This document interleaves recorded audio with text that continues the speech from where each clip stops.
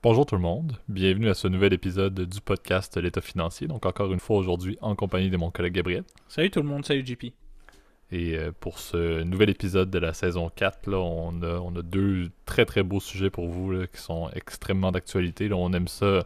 Encore une fois, on ne souhaite pas que les marchés soient forcément volatiles. Là. Encore une fois, c'est pas notre volonté, mais lorsque c'est le cas et qu'il y a effectivement là, des nouvelles quand même assez notoires, là, comme c'était le cas cette semaine, on trouve ça assez plaisant. Là, ça nous permet d'avoir justement du matériel plus d'actualité. Donc un peu ce qui marque un tournant là, pour 2022. Là, on savait que les marchés avaient quand même certaines difficultés, mais on a quand même deux points assez intéressants. Donc, un au son de la cloche et également, on vous fait un place au débat par la suite.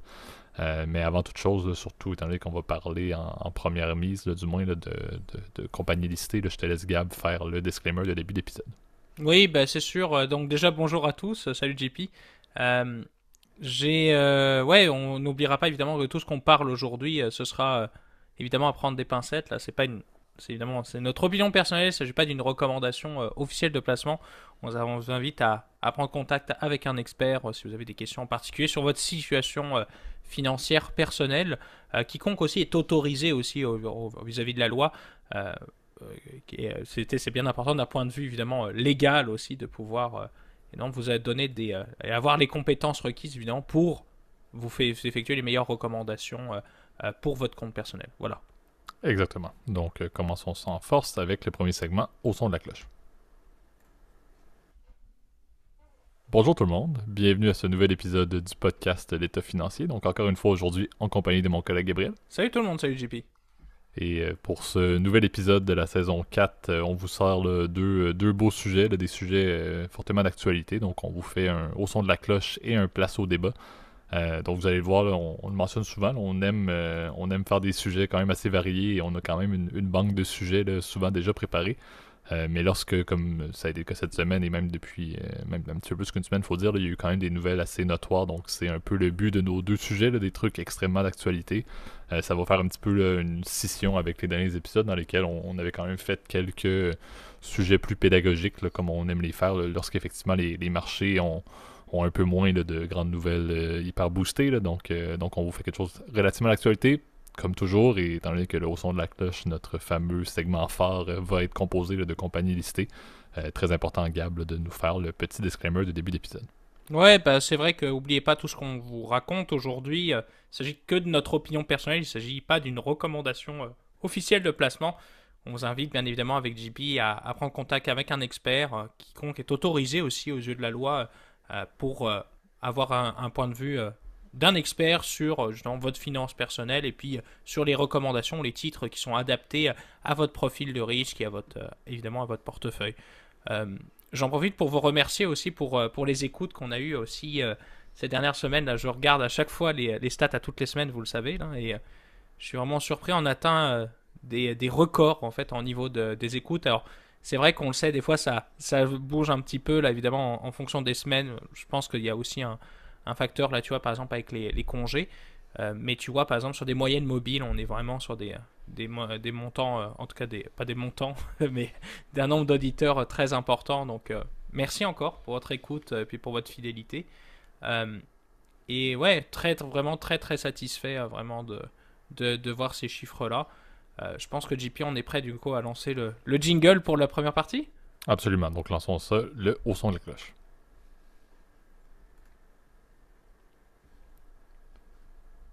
Parfait. Donc, sujet là, qui va effectivement là, probablement intéresser beaucoup de nos auditeurs. Donc, tu l'as dit, là, nous, ça nous a fait grand plaisir et ça va nous faire grand plaisir de vous en parler, mais on se doutait aussi que ça allait vous intéresser.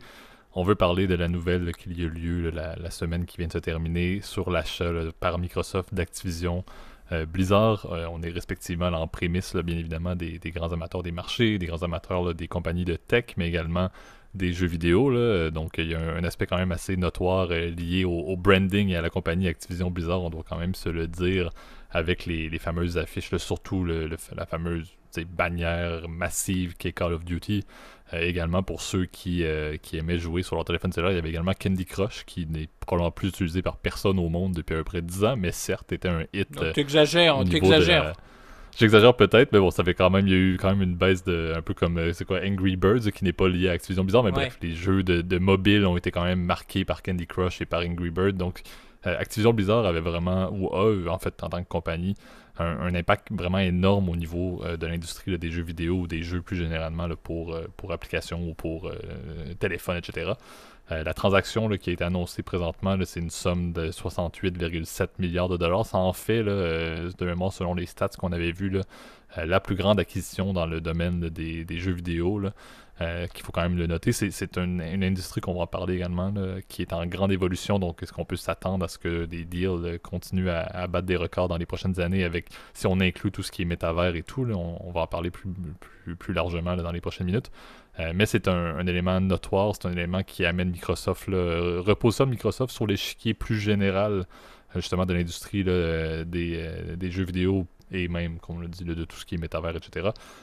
Donc il y a beaucoup d'intérêt pour cette transaction-là et ça fait beaucoup de bruit quand même là, dans une période où depuis le début de l'année 2022, là, on a quand même des performances qui sont plutôt mauvaises, surtout pour les technos, ça se porte pas nécessairement très très bien. Donc c'est quand même un vent de fraîcheur là, cette acquisition-là qui amène au niveau de Microsoft et plus généralement là, des industries de techno.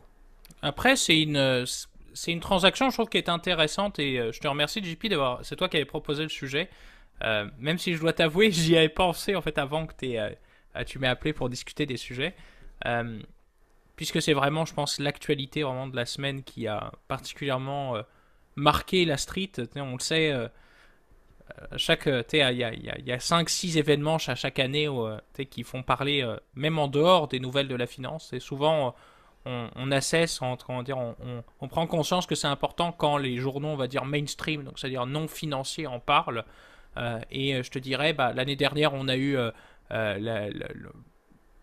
évidemment la Evergrande au niveau de l'immobilier, évidemment Covid, mais tu vois, quand la presse mainstream commence à s'intéresser, ça veut dire que c'est important. Et là, pour le coup, c'est une acquisition majeure. Hein. Donc, Microsoft, comme tu l'as bien dit, JP, irait racheter en fait l'intégralité en fait des actions de Activision Blizzard.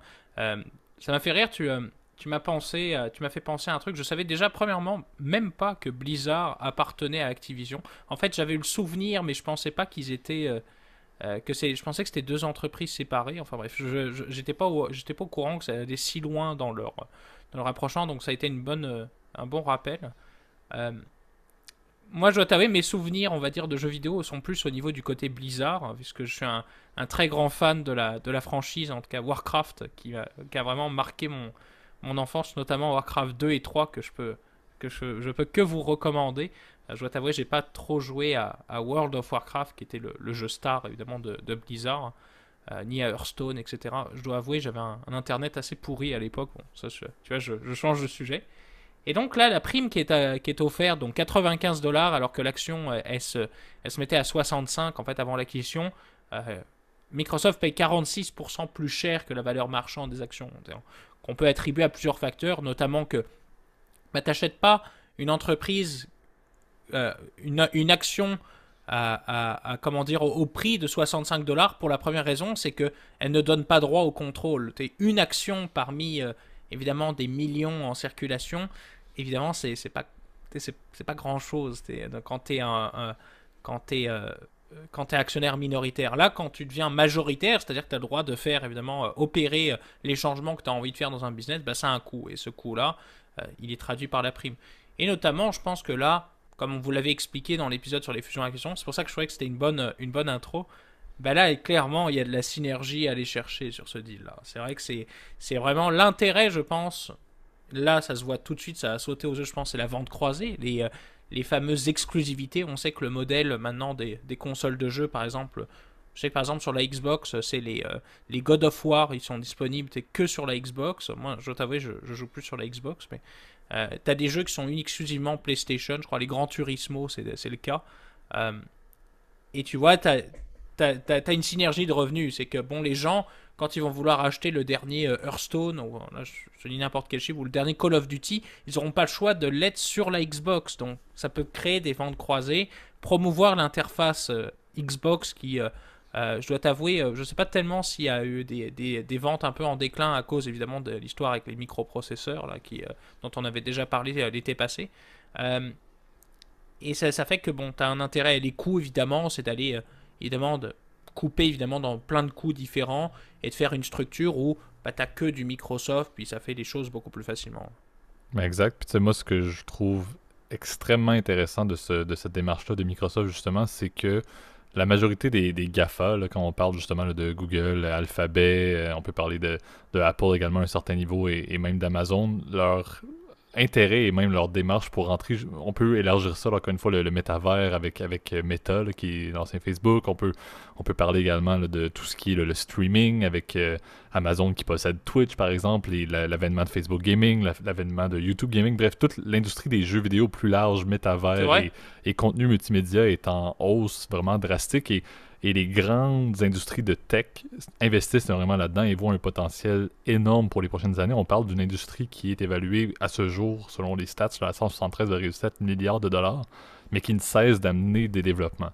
Ce que je trouve très intéressant, et c'est ce qui était soulevé dans plusieurs articles, c'est que Microsoft, lorsqu'on parlait des GAFA, Microsoft était un petit peu pas à la traîne, parce que c'est énorme comme compagnie, mais était un petit peu le dernier parmi les grandes tech.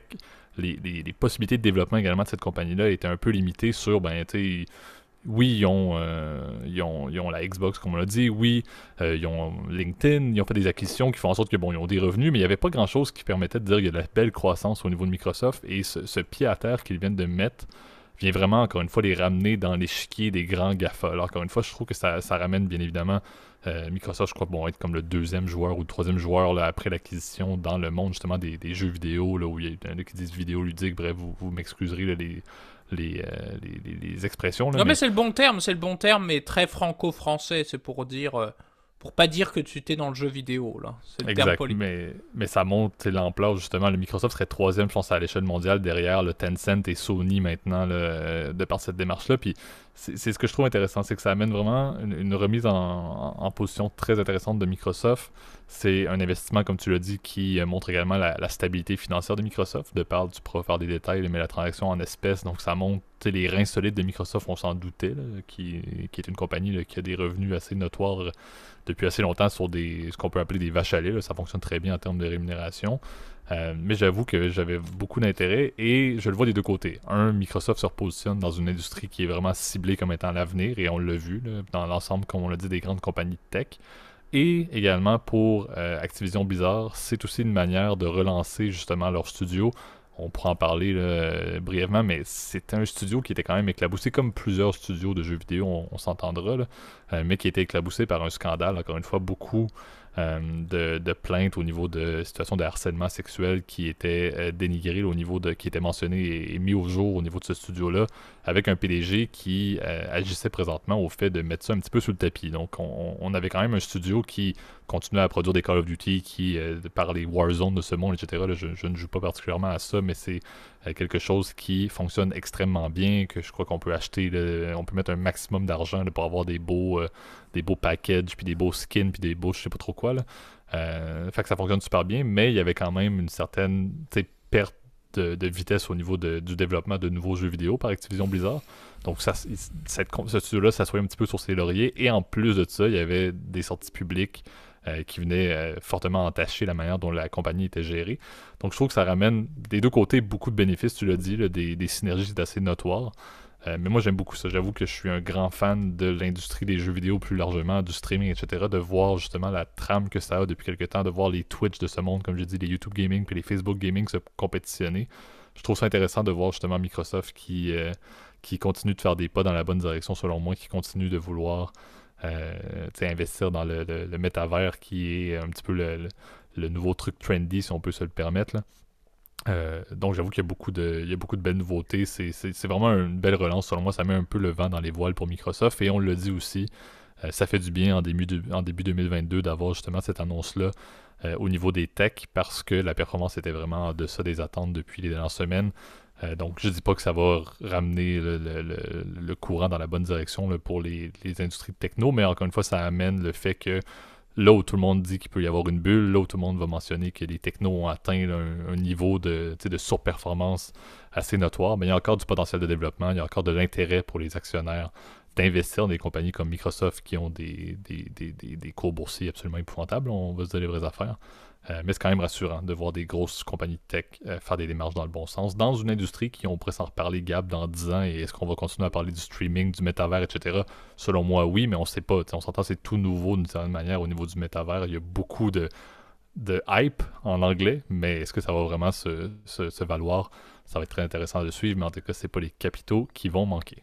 Ouais, et puis ce que tu as bien dit, c'est vrai que le métavers, c'est encore un truc très théorique. Là, je dois t'avouer, j'ai du mal à voir concrètement comment ça va se baser.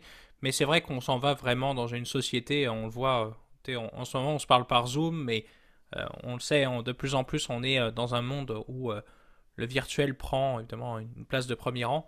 Euh, et c'est vrai que bon, le coût de Activision Blizzard, c'est vrai que ce qui parie, effectivement, c'est comme je te l'ai dit, c'est de la vente croisée, du redéveloppement de nouvelles franchises.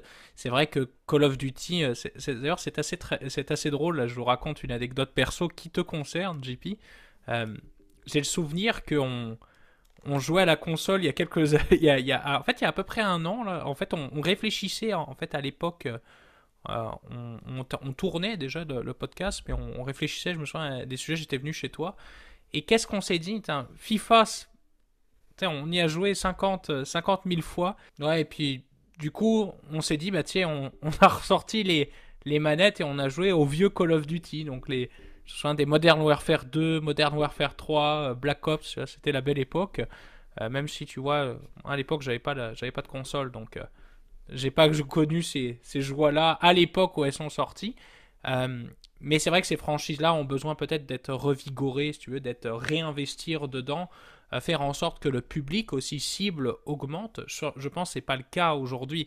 Quand tu vois aujourd'hui l'émergence et peut-être de nouvelles tendances au niveau du gaming, comme par exemple le e-sport, qui est aujourd'hui assez populaire encore chez StarCraft, je sais, chez Blizzard, mais qu'il est un peu moins, en tout cas sur les jeux d'Activision.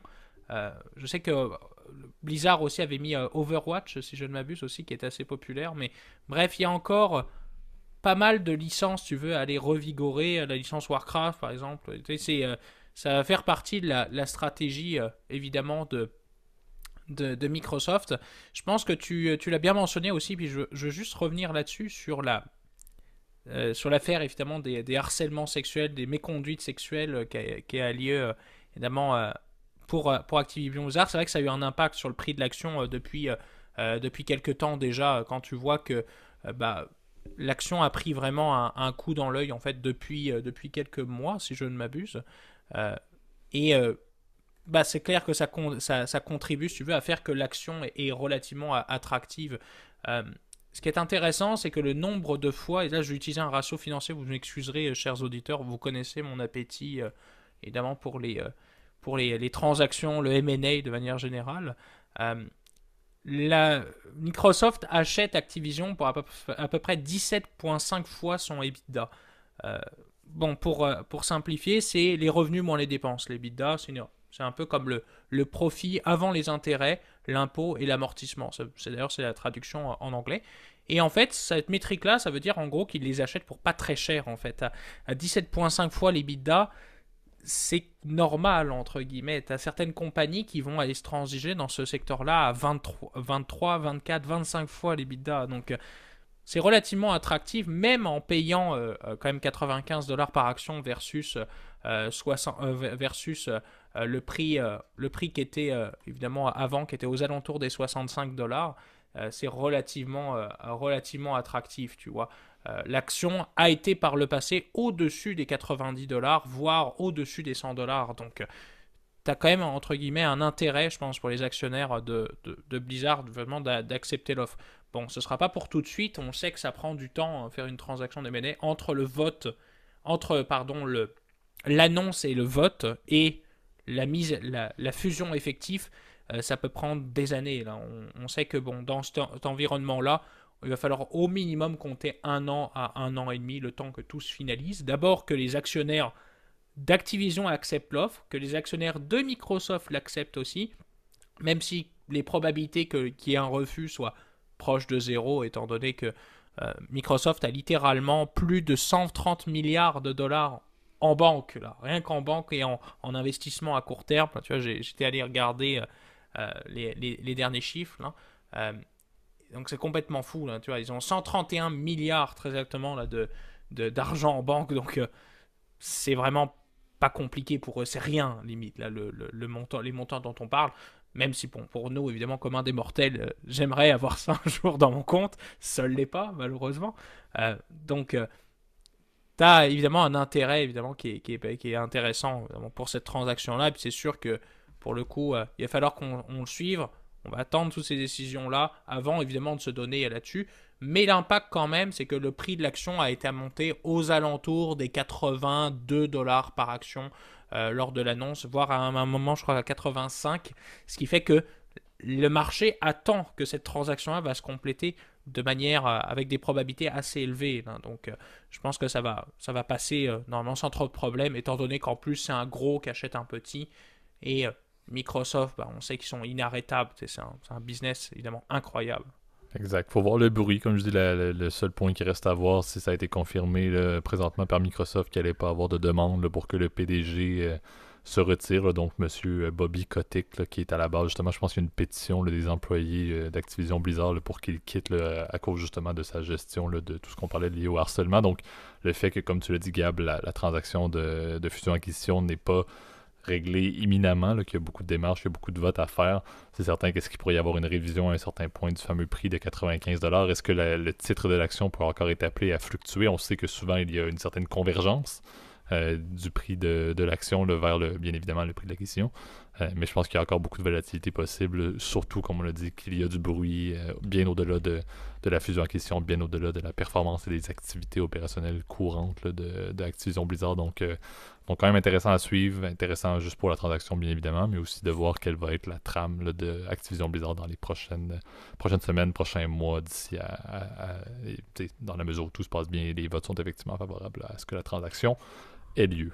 Oui, j'ai juste une dernière annonce à faire et après je te laisse lancer le jingle.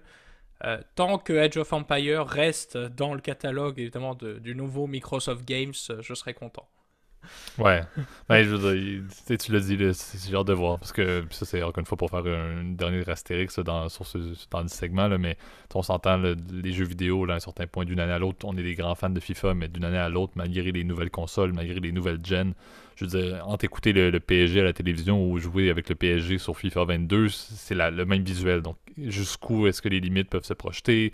Qu'est-ce qui peut amener du renouveau dans le jeu vidéo? C'est ce qui va être intéressant de voir justement la ligne va être mise où maintenant, alors qu'on s'entend qu'entre un Xbox 360, un Xbox One et le Xbox, je sais même plus c'est quoi, le Série X ou whatever, le nouveau, oui, les graphiques sont mieux, mais en tant que tel, il n'y a pas forcément une grande différence au niveau de l'expérience et au niveau des jeux.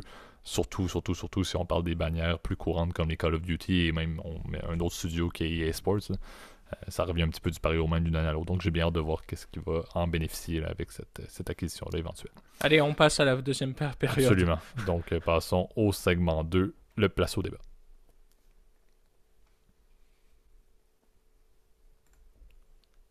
Parfait. Donc on va y aller en mode débat. Là. Ça va être un peu en mode opinion. Là. Pourquoi? Parce qu'on veut parler d'un sujet là, qui est quand même assez chaud là, pour des raisons qui peuvent avoir des impacts quand même sur la vie humaine. Donc, on veut parler là, de la situation actuelle entre la Russie et l'Ukraine, la version 2.0 un peu de la guerre froide là, qui semble se mettre de l'avant. Donc, peut-être un petit peu décortiquer qu'est-ce qu'il y en est.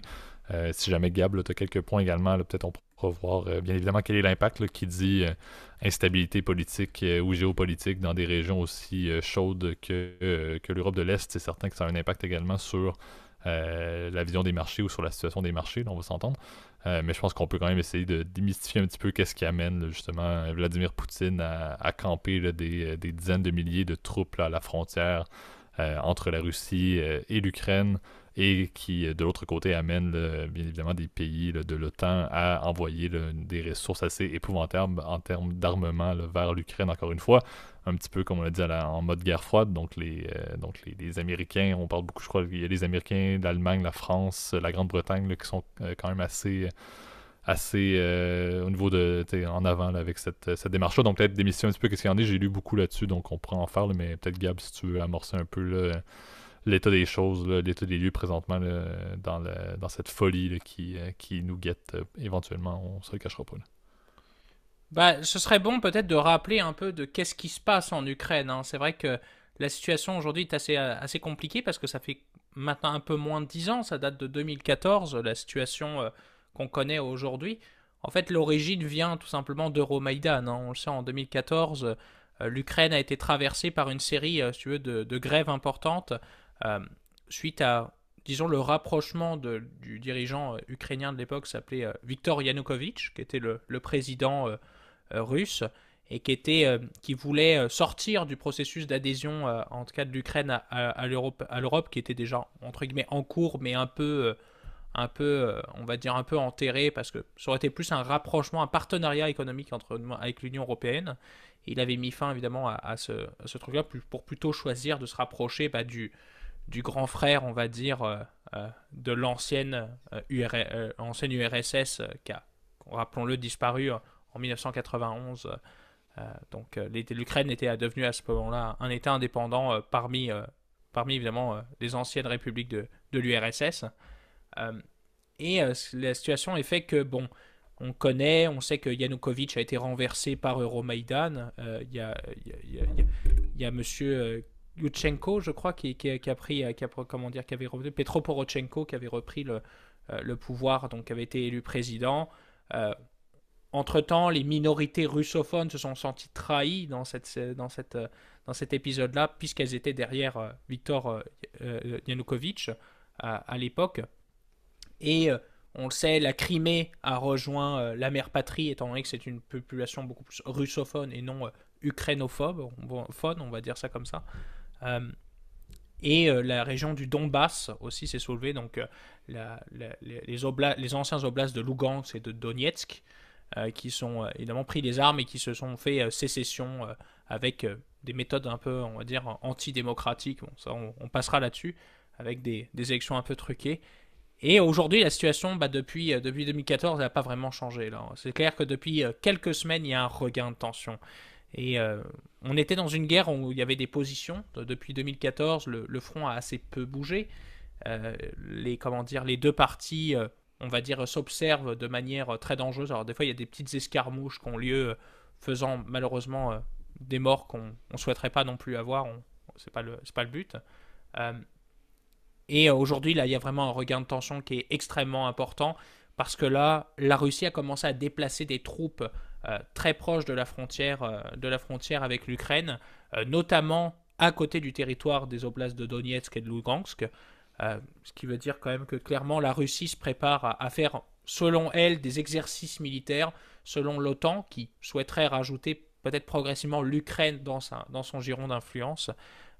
Et ben, ils y voient une espèce d'agression. Les deux se renvoient la dalle, en fait. Du côté du Kremlin, on dit c'est l'OTAN qui nous nargue, qui veulent rajouter l'Ukraine dans le cercle d'influence, et l'OTAN qui dit c'est à cause de l'attitude belliciste, si tu veux, de Vladimir Poutine qu'on a décidé de se rapprocher avec l'OTAN de l'Ukraine. Donc, est-ce qu'on va arriver à une situation de guerre? Moi, je pense pas, parce que personne n'a rien à y gagner. Je pense que les États-Unis, comment dire, auront quand même soutenir l'Ukraine, qui est un État souverain. Et puis je pense que le peuple sera contre aussi à l'intérieur. Une agression russe qui est vue comme non légitime. Alors que tu vois dans d'autres pays, parce que c'est pas la première fois que la Russie a une attitude belliciste. Si tu veux, ils avaient une raison, parce que c'est des peuples qui veulent appartenir à la Russie.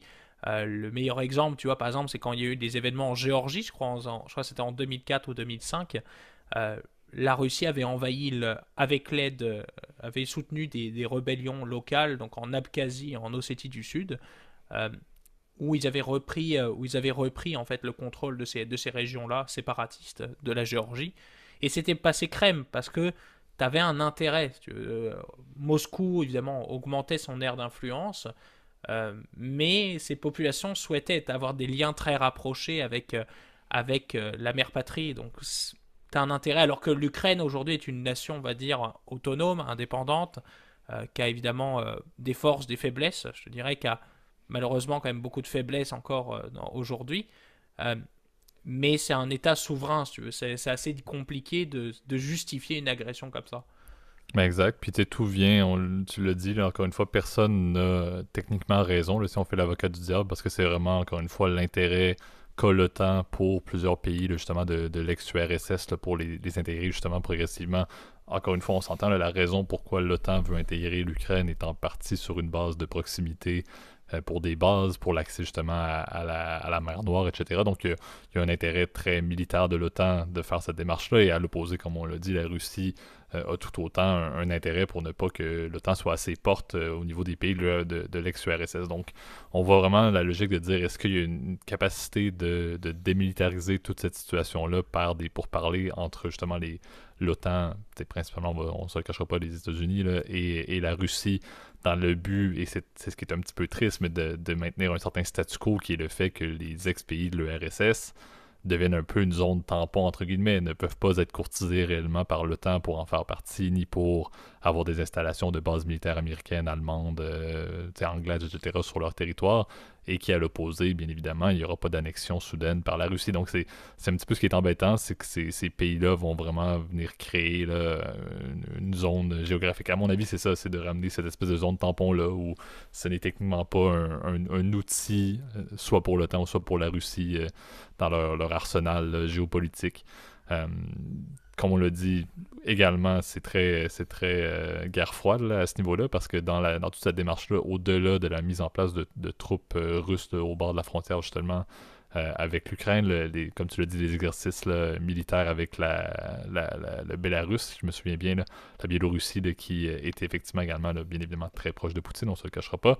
Il y a également un rapprochement de Poutine avec des pays qui sont contre l'Ouest, ou plus généralement contre les États-Unis. Donc, il y a eu, si je me souviens bien, j'ai vu de l'information au sujet là, d'avions diplomatiques russes qui faisaient des allers-retours entre autres, le Venezuela et Cuba là, dans les dernières semaines. Justement là, pour essayer de... Ça rappelle un petit peu la fameuse crise des missiles à Cuba, etc. Là, Exact, exact. donc ils viennent jouer pour, encore une fois, mettre un peu de stress et inquiéter les États-Unis, non seulement, plutôt que d'avoir une crise à l'international en Europe de l'Est, ben pourquoi ne pas également avoir des tensions qui existent tout proche de la frontière américaine. On s'entend que Cuba est un exemple assez notoire, mais on peut également le mentionner avec le Venezuela. Donc, il y a quand même un intérêt de voir si il y avait également le Nicaragua d'ailleurs qu'il faut soulever, bref, et la Chine, étant donné que Poutine va participer là, à la cérémonie d'ouverture des Jeux Olympiques, bref. Donc c'est concrètement le monde communiste ou ex-communiste qui se monte un peu là, dans toute cette situation-là. Donc on est vraiment à la porte d'une guerre froide 2.0, mais qui peut se régler. Et c'est ce qui a eu lieu quand même depuis du moins au courant de la dernière semaine, là, des pourparlers diplomatiques là, dans le but justement. Et on se cachera pas, selon moi, c'est littéralement ça. C'est de faire une marche arrière, d'éviter justement que les Américains continuent d'armer autant l'Ukraine, et c'est ce qui est amplifié présentement là, par ce risque de conflit-là. Donc c'est de ramener ça en arrière, et comme je disais, moi, ma vision et mon opinion là-dessus, c'est vraiment de dire c'est malheureux, mais c'est des pays de l'ex-URSS, de l'Europe de l'Est, qui vont être des pays tampons, qui vont être des buffers géopolitiques entre la Russie et l'Europe, et même les États-Unis d'une certaine manière, qui ne pourront pas être utilisés pour des fins stratégiques par aucun des deux regroupements, que ce soit la Russie et l'OTAN. Et si c'est le cas, ben, c'est probablement une discussion qui, on va s'entendre, va être temporaire. S'il y a un retour en arrière, ben on va en parler encore pendant quelques temps. C'est ce qui est le problème, et c'est un problème éternel. C'est l'ex-URSS va rester un débat complet, parce que c'est après les fameuses guerres qu'on connaît tous que ça... Poutine va toujours dire qu'il y avait un certain retour là, des Américains, entre autres, là, pour essayer d'aller obtenir ces pays-là au fur et à mesure. Donc bref, je pense que c'est quelque chose qui va être toujours axé sur des tensions, ça ne va pas se réduire, mais si on peut justement éviter à ce qu'il y ait justement 100 000 soldats russes qui font une invasion en Ukraine, je pense qu'on s'en porterait quand même beaucoup mieux. Et pour ça, ça prend quoi? Ça prend M. Blinken au niveau des États-Unis, et également M. Biden à un certain niveau, qui trouve une manière de faire des pourparlers suffisants, et encore une fois de trouver des concessions qui sont adéquates pour une période X, parce que c'est sûr qu'il y a une date X à laquelle cette situation-là va revenir, mais idéalement, on ne va pas se retrouver avec des tensions dignes de la guerre froide, outre le fait que si ça a lieu, ça va faire une bonne base pour un futur sujet d'un Call of Duty Activision Blizzard éventuel. C'est peut-être le seul lien qu'on peut faire entre les deux segments, là, mais c'est triste effectivement, et sais, on le dit souvent et on en parle encore une fois juste pour démystifier le sujet puis donner un peu notre avis, mais on s'entend, au Canada, ça nous impacte peu, entre guillemets, dans le sens où on n'est pas... Tu sais, je réaliserais même pas c'est quoi être en Ukraine présentement quand ta vie est fondée sur le fait que tu es littéralement un tremplin entre l'OTAN et la Russie à nouveau, comme l'a été bien d'autres pays à l'époque, là. Après, je pense que oui, au Canada, ça ne nous concerne pas, mais en Europe, ça concerne énormément. Pour une raison principale, c'est le gaz. Parce qu'on se souvient, l'Ukraine est la voie évidemment royale, et évidemment comment dire, du gaz européen. Et l'Ukraine charge en fait un tarif en fait par unité de gaz naturel qui passe par les gazoducs. Donc souvent, la Russie a joué, si tu veux, les menaces avec justement cette tentation de couper le robinet du gaz et augmenter les prix, si tu veux, à l'exportation. Donc le conflit en Ukraine, si tu veux, est encore un problème aussi économique. Et je te dirais ce côté du chantage, évidemment, de la Russie, euh, évidemment très inquiétant. Et bon, alors, parmi ce que diront les droitards, comment dire, qu'on peut croiser, on va dire, dans notre vie de tous les jours, ils nous diront, oui, la Russie, au moins, ils sont forts, etc. Ouais, enfin bon, leur acte est quand même complètement contraire au droit international. Je dirais, ils ont une attitude en fait, depuis l'arrivée du ministre actuel des Affaires étrangères russe, qui est là depuis 2004, en fait, c'est pas étonnant, qui est M. Sergei Lavrov, qui est probablement un des hommes les plus puissants du monde, mais que personne ne connaît. Là, Sergei Lavrov, c'est le confident de Vladimir Poutine. Et si tu penses que Poutine est puissant, cet homme-là, disons que c'est son stratège. Donc, c'est pour te dire, on va dire, la puissance de ce type-là par rapport à un Anthony Blinken que tu viens de me mentionner, c'est malheureux, mais lui, il est soumis évidemment à un diktat, on va dire, démocratique, hein, qui est la voix et les urnes. Donc, Et aussi très temporaire également par rapport à monsieur en Russie, on se le cachera pas, là. voilà, je pense que Lavrov, il aura temps de mourir une deuxième fois, que Blinken sera... ce sera peut-être le petit-fils de Blinken qui sera secrétaire d'État américain. Donc bref, c'est un autre paradigme aussi, hein. Et c'est vrai qu'on voit évidemment dans cette opposition-là, encore une fois, cette logique de bloc qui se crée. Donc on l'a bien dit, hein, l'URSS, on se souvient, en fait, avant la chute du mur et la chute du communisme dans les années 90, on sait que avant l'opposition se faisait principalement entre l'Occident, donc l'OTAN, et le pacte de Varsovie. Aujourd'hui, c'est un peu différent. On voit qu'il y a beaucoup plus de blocs qui se jouent en surface. Je vais t'en donner quelques-uns. Évidemment, l'OTAN, c'est le principal, je pense, les puissances occidentales, on va l'appeler comme ça. L'Amérique du Sud, de manière très générale, est incluse évidemment dans ce bloc-là. Euh, je dirais les non-alignés, ce sera plutôt les États africains qui, malheureusement, sont un peu au rang, si tu veux, en marge, évidemment, de cette logique multipolaire. La Russie, qui a bien sa sphère d'influence, et tu l'as bien dit, la Biélorussie en fait partie, mais aussi d'autres États, on va dire, qui sont assez complaisants, si tu veux, avec l'argent offert par le Kremlin. Euh, le Moyen-Orient, qui là aussi est divisé entre le bloc sunnite et le bloc chiite. Israël, qui est un peu tout seul. Et évidemment la Chine, tu vois. Et on assiste en fait à un espèce de monde multi-bloc qui ressemble ressemble un peu à ce qu'on a connu en fait pendant la guerre froide, mais là on est dans une logique qui est un peu différente, c'est que ces différentes parties, elles n'ont pas les mêmes intérêts. On sait que Poutine, lui, ce qui t'importe, c'est d'aller vendre son gaz, puis disons, affirmer la puissance, si tu veux, euh, culturelle en fait de la Russie, surtout dans sa sphère d'influence. Reconstruire l'URSS, c'est un peu le paradigme. Alors que tu vois, les Turcs, par exemple, c'est reconstruire l'Empire ottoman avec, par exemple, leur proximité avec les Azéris, par exemple. On l'a vu dans la guerre au Karabakh il y a un peu plus d'un an maintenant. Euh, la Chine, qui bon, on passera pas plus de temps là-dessus. Je pense qu'on a fait assez d'épisodes là-dessus, mais bon, c'est les nouvelles routes de la soie. On sait que c'est l'influence partout dans le monde de la Xi Jinping policy. Donc c'est énormément de facteurs qui font qu'aujourd'hui, ce conflit en Ukraine là, qui est aujourd'hui un état d'arrêt en fait, mais un état, on va dire aussi de très grande tension qui pourrait reprendre à tout moment, avec pour le moment pas de négociations qui ont été lieu entre Lugansk, Donetsk, donc représenté fièrement, je pense, par Vladimir Poutine, et l'OTAN qui, elle aussi, a des choses à se reprocher. Donc y a rien de parfait malheureusement dans ce genre de situation-là. Chacun a ses enjeux, ses motivations, si tu veux, ses raisons aussi de faire de faire la guerre ou au contraire, je veux dire, de maintenir un climat géopolitique ou géostratégique qui est assez serré. La question est de savoir combien de temps ça va durer. Est-ce qu'on va être capable de faire la paix qui est nécessaire dans cette région-là et si intéressante et particulière qui est l'Ukraine, qui est un pays peut-être qui est vu par beaucoup de gens comme assez plat, je dirais, mais qui est un pays qui a une histoire très riche et malheureusement très triste aussi, on le sait, ils ont connu évidemment la pire catastrophe nucléaire de l'histoire, donc Tchernobyl Mhm. dans les années 80, et c'est un pays qui a une histoire très sombre, etc., mais qui je pense, a une voix très particulière aujourd'hui dans le monde, et tu vois, leur président Zelensky, je pense, est assez acrobate, on va dire, avec les Occidentaux. Donc, on va voir ce qui va se passer. Exact. Donc, également, le point pour conclure là, va être de noter tout de même là, la résolution du conflit va également déterminer est-ce que cet événement-là ou ces événements-là vont avoir des impacts plus notoires au niveau des marchés pour l'année. Donc, on en reparlera probablement dans la revue de fin 22 qu'on a fait là, si récemment pour la fin 21, là, mais on aura assez d'informations à ce moment-là et un meilleur regard à savoir quel sera l'impact de cela au niveau des marchés boursiers.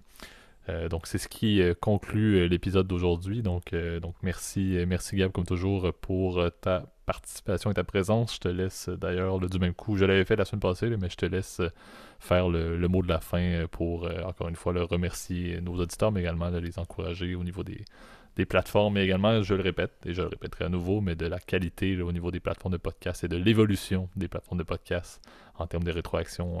Donc je te laisse parler. Ouais, ouais, oubliez pas évidemment, si ça vous a plu, c'est ça, de mettre un petit like, un petit commentaire, vous connaissez la recette, de vous abonner aux plateformes audio si vous préférez fonctionner comme ça, ou nous envoyer un mail si vous le souhaitez vraiment, ça vous fera plaisir de pouvoir vous répondre. Euh, ouais, non, les commentaires et les likes YouTube, c'est bien apprécié. Ça nous permet aussi de faire connaître notre podcast au plus de personnes possible. Et quant à moi, je vous souhaite une très bonne semaine à tous et en merci encore, JP. Bonne semaine, toi. Salut!